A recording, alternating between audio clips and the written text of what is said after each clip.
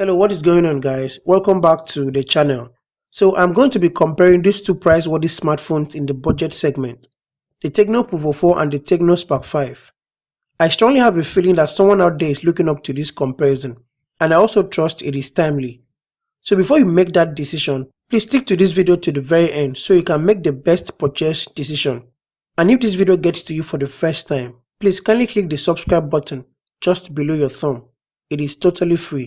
Thank you.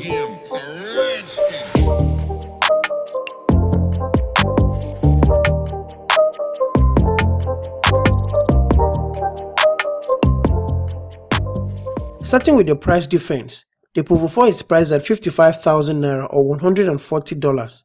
The Spark 5 is available at 50,000 naira or $129. When it comes to build and design, both smartphones are plastic build, made of polycarbonate material and a glass front. The Tecno Spark 5 is satisfyingly beautiful, an eye-catching phone you definitely want to have for yourself, especially seeing it for the first time. But the Pouvoir 4 is bigger and taller than the Spark 5. They look very much alike, having the same intricate premium finish. They both have the same camera layout and a quad LED flashlight, and this has become Tecno's tradition for its 2020 devices. At the bottom of both phones, you'll find a micro USB port for charging and connectivity, headphone port, a microphone and a speaker grill on both devices. On the right side, you'll find the power button and the volume rocker key. On the left, they both have the dual nano SIM card that supports 4G connectivity and the micro SD card expansion slot that supports up to 258GB. Then on the front, you have a 7-inch screen on the Pouvoir 4 and it's taller than the 6.6 inches of the Spark 5. Honestly guys, the 7 inches of the Pouvoir 4 is really ideal. Everything fits in terms of multimedia, and this is the kind of display that I love, even though it's an IPS LCD panel.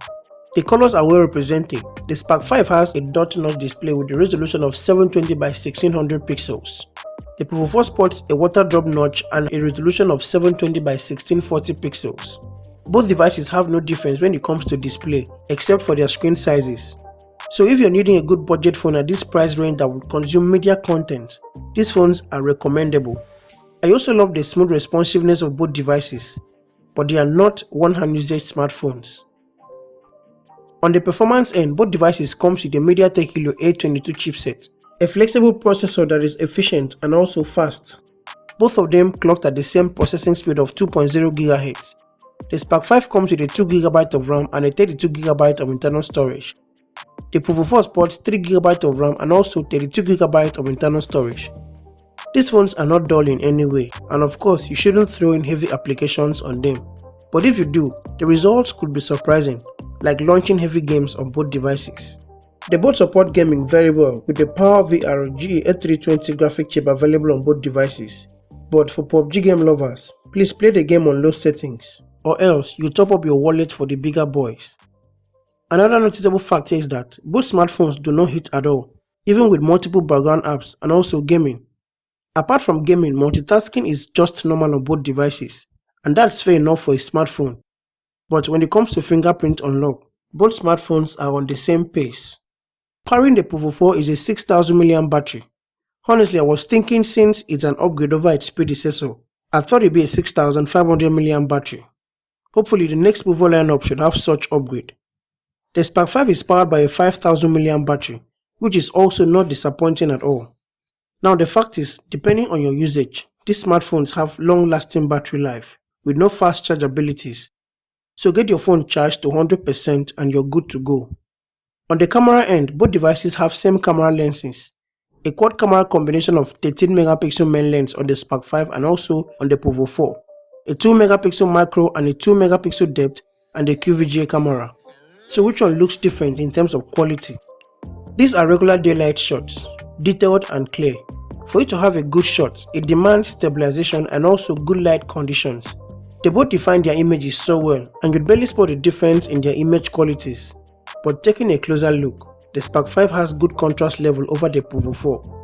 But in video shots, they both have the same picture qualities and shoot 1080p videos at 30 frames. Okay, so this is what it looks like, the front-facing camera of the Pouvoir 4 and the Spark 5. What do you think of the image quality and the sound? The front camera of the Pouvoir 4 is an 8 megapixel.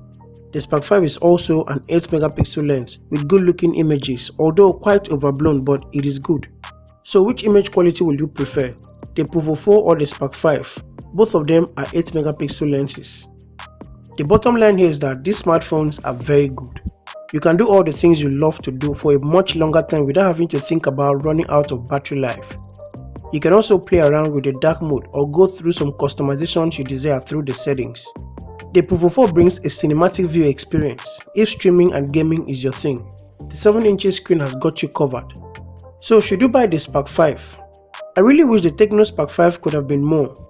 The camera is decent with a modest battery life, but hopefully the Tecno Spark 6 will bring more to the table. So which one is the best buy?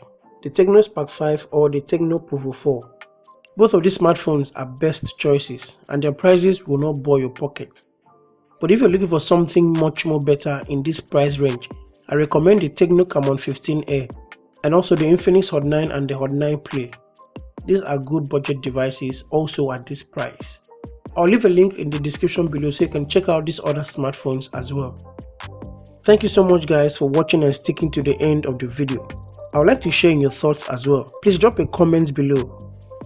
Thank you for subscribing if you're new to the channel. I'll catch you in the next one. Peace.